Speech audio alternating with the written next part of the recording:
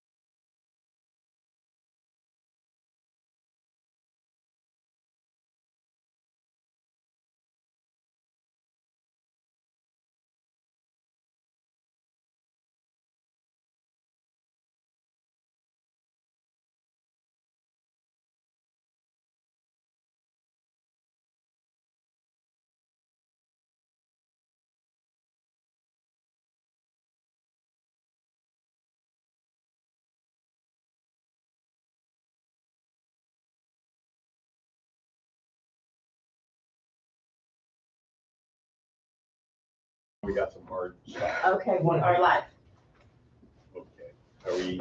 We're live. We're live? Yep. Okay, let's do REAC. First, I'm gonna call the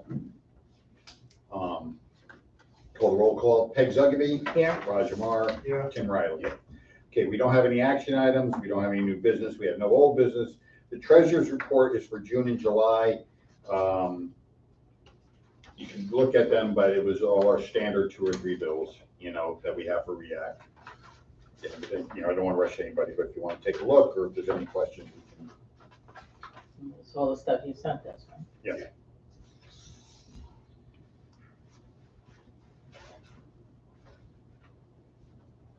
And if no one, once you've looked at it, if someone wants to make a motion to accept. I'll make the motion. Second. Second, thank you, being okay.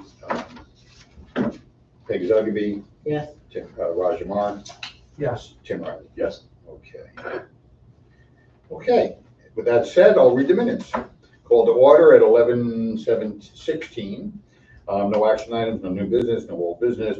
Board reviewed the treasurer's report. Motion by Tim Riley, seconded by Peg Zugaby to accept the financial report for June, July 2024. All in favor. And that's it. Motion to adjourn.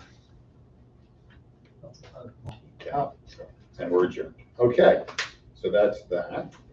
Peg, I'll have you sign these after the meeting, the stuff else. Okay, the IDA. I guess I'll call to order. Peg Zugaby. Here. Roger Marr. Yeah. Tim Riley. Yeah. Okay. We have I guess let's get RJ here. Okay, RJ, we're ready for you. Come on in.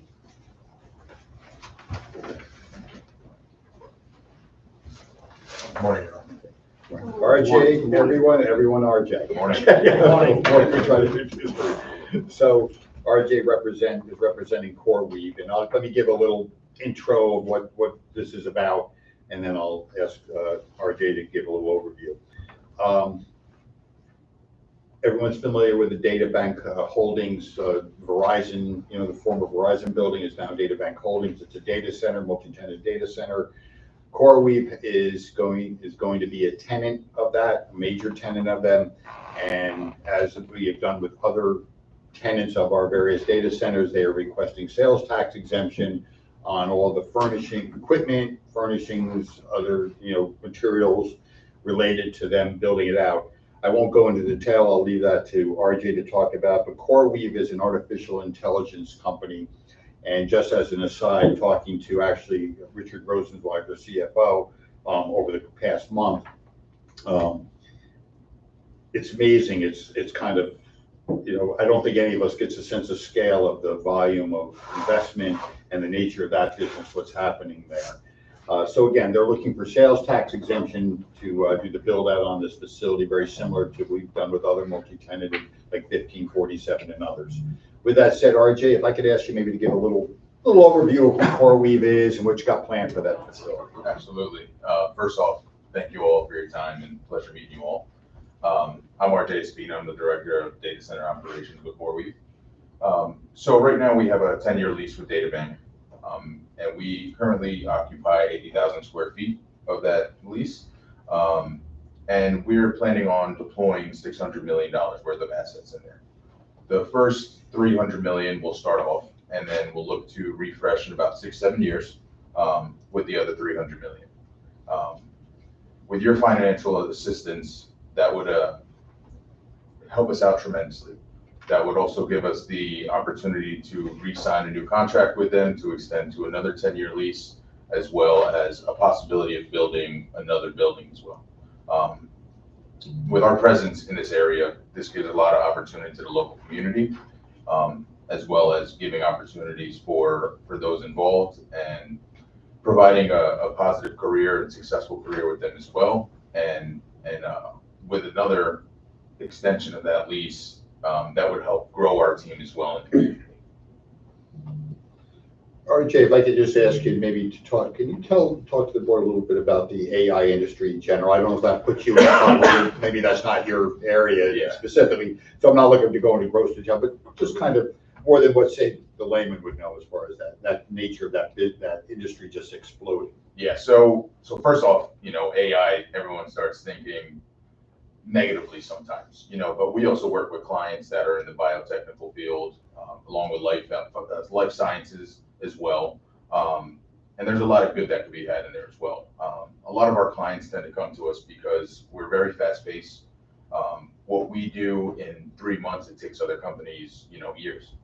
We work very hard in providing the best client support and success to everyone involved. Any questions? Yeah, I have a few. The 600 million,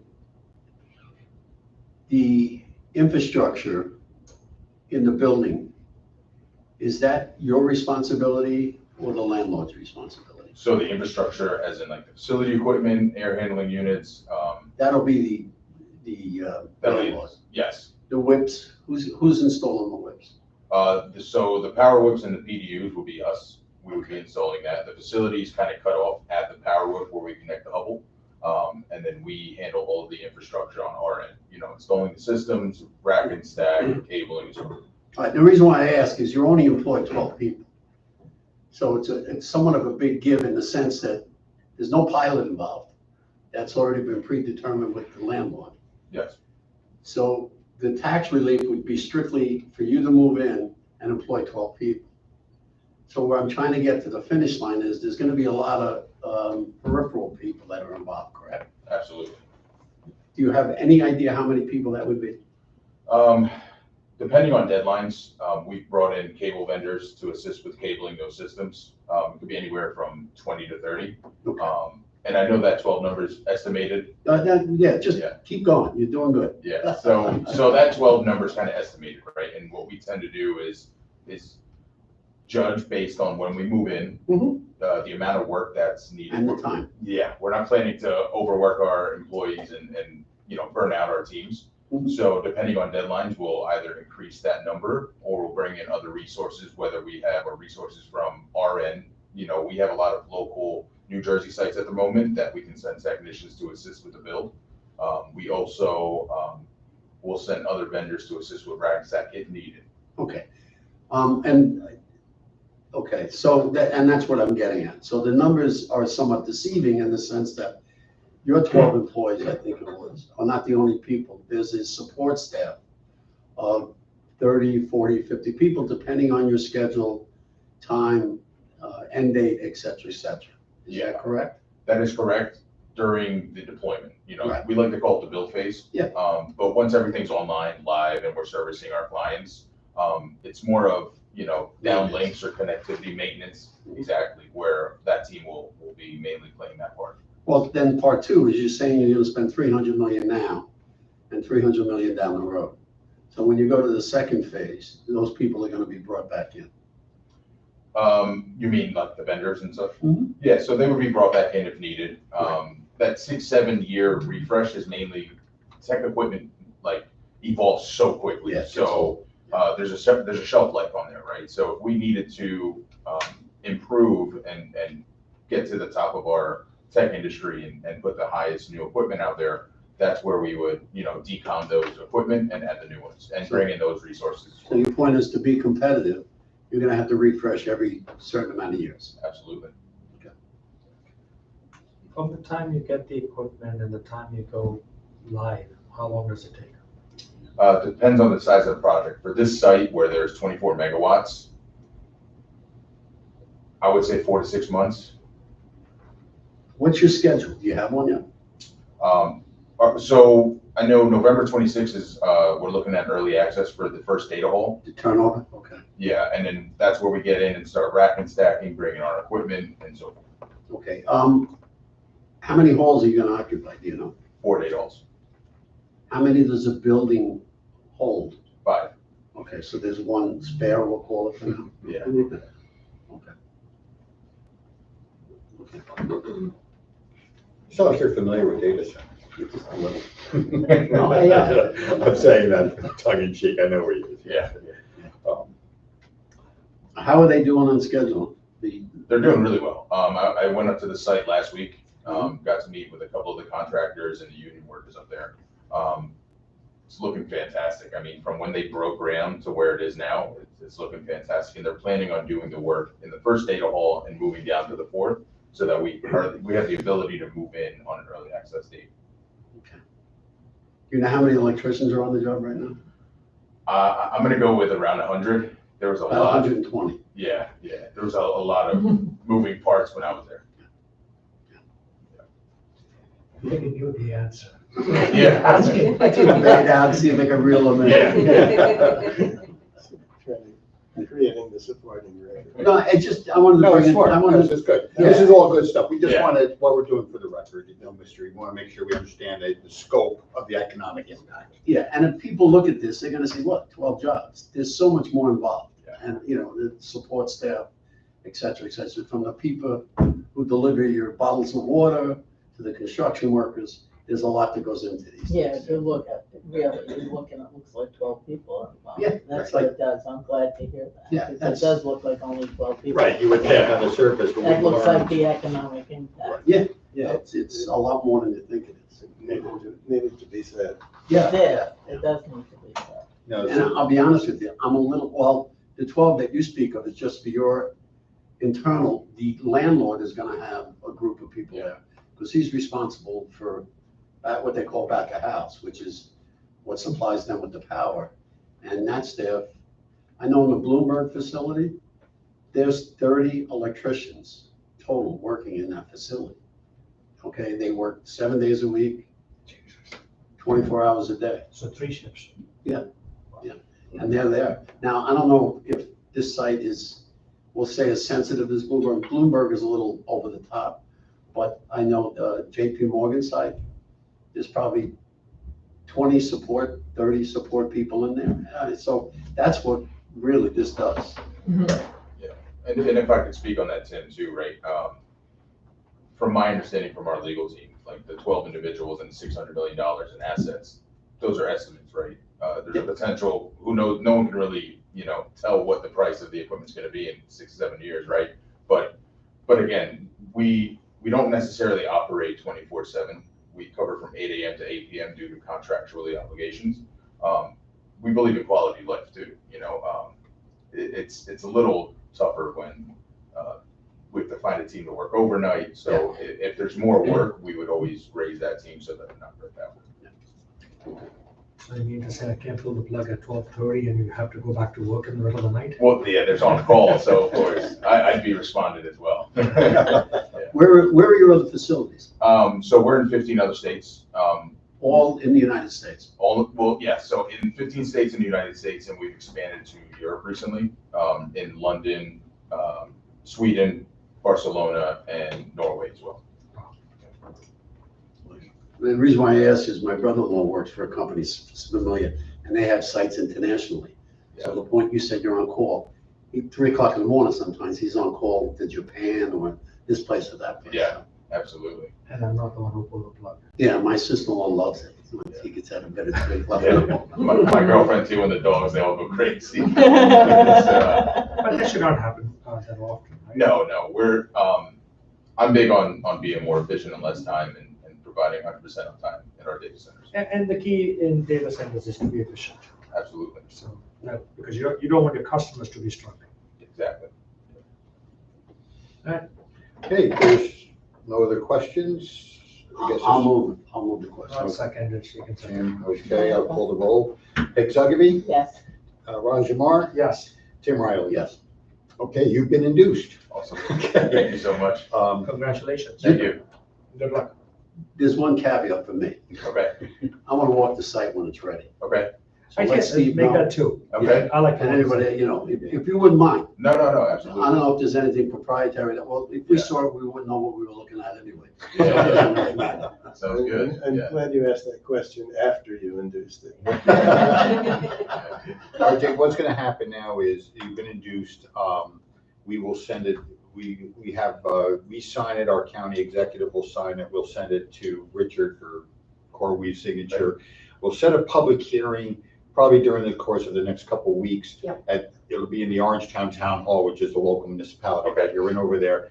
You do not have to attend. In fact, I would say it's absolutely We'll Not update necessary. you if there is any Okay. public on. right. Amazing. You'll be notified when it is, but it's a one-way communication. Does anybody in the public want to provide us with any input about this, benefits we're providing? Once that public hearing is held, at our September meeting, date to be determined, we'll do what's called an authorizing resolution, which takes into account any public comment. Once that's done, we will, that's your final approval. I know that timing on you getting the documentation to be sales tax exempt is critical. So what I've spelled out is kind of a broad timing, but we can, depending on the urgency, we can tighten this up quite a bit Okay. and get our attorneys working on the documents. So once you've got the final approval, we can literally coordinate it so you can also sign, everything gets signed. We provide you guys with documentation that says you're tax exempt, you'll show your vendors, things like that. We'll walk through that at proper time. Awesome. Appreciate it. Thank you. How many gen sets do they have down there? Do you know? I believe they have one that covers 16 megawatts, but I think they're going to expand on that to potentially 32. Thank you. Well, All right. You're welcome to Good stay, luck. but you don't have to. Yeah. Appreciate it. Thank you so much. All right. Pleasure meeting you all. Thank you. Thank you. Thank you. Okay. It was nice meeting you. Nice meeting you as Here, well. if there's any questions about. Thank you so much. All right, thank you. Appreciate it. We've got, Take care. moving things along quickly, we have an action item that is, it's not on the agenda, but it's very simple. It's a termination resolution for Liptus Holdings. You recall Liptus is a pharmaceutical company over in Chestnut Ridge. They've satisfied all their obligations. They're done. It's, it's run out. We just need to have the closing docs for them, and they need a resolution to approve them terminating. Is that correct, Rudy? Or am I getting too? No, that's correct. It's Yeah. a project that started in 2009. The pilot expired in 2021, and the property was deeded to the IDA, so we have to deed it back Yeah. to lift this and terminate It's this. So if I can have a motion from someone, I'll move. okay, second, I can second. okay. Peg Zugaby, Yes. Roger Marr, Yes. Tim Riley. Yes. Okay, And after- Liptus, okay. Low-key labor reports, all good. We had, just as an aside to bring it up very quickly, Manhattan Beer and Rockland Gardens, two projects that have consistently been good, dipped below the 80%. Could be just a timing issue of vendors. We're waiting for low-key to get back to Heidi, as far as just to kind of tie that loose end up. But those are both good projects we've had no issues with, and it may just be they went for an inspection at a moment where there happened to be some specialty people there, but we need them to document. So that'll be that. And Aptar, just quick, Aptar is complete. So you have your ending report there, but the whole project went through. So that was our first project that went through our whole labor process successfully, so. Yep.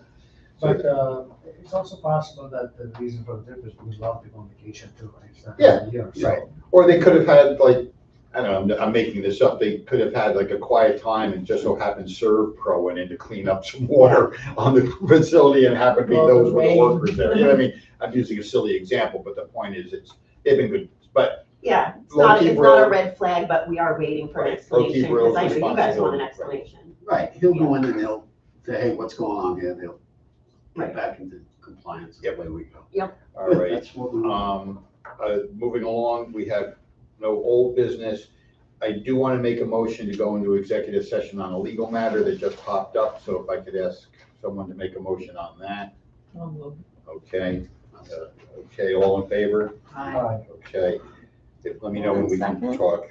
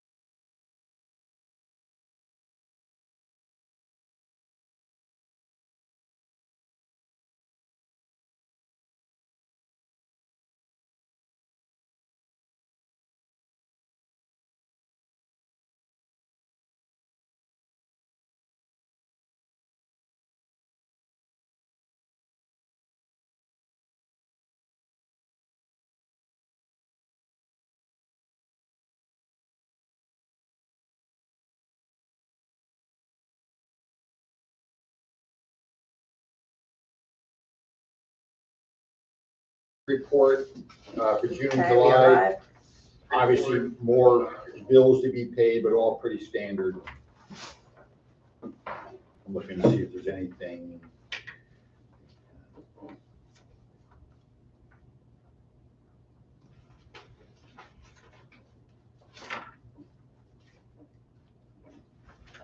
And then the idea of REAC. IDA, yeah, for June and July. Again, very, once you've had a look, let me know when you're ready, and you can, for the financials, if someone wants to make a motion to accept.